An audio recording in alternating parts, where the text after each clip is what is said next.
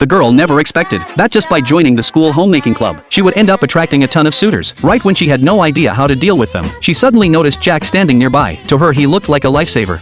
私は彼氏いますから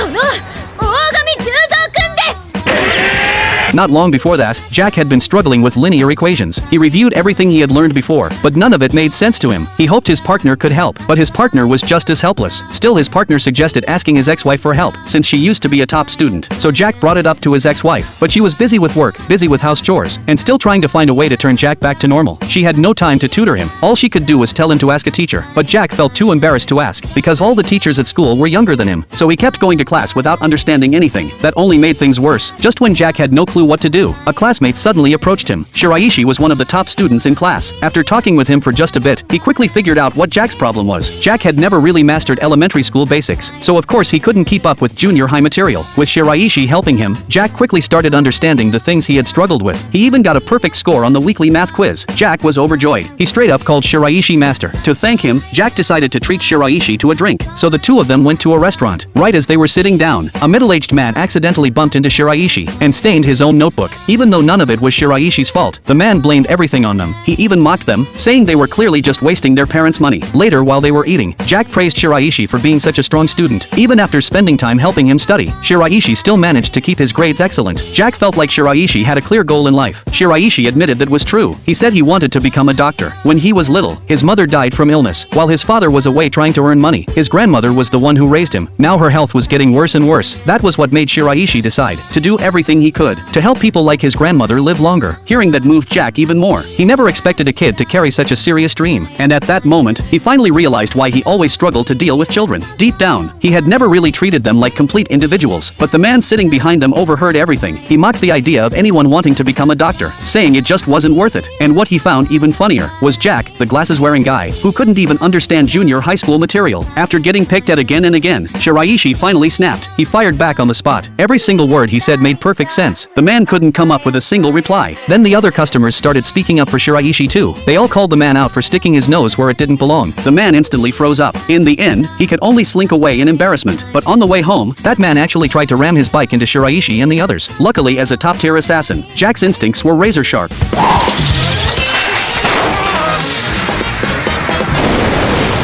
Everything happened so fast that Shiraishi had no idea what was going on.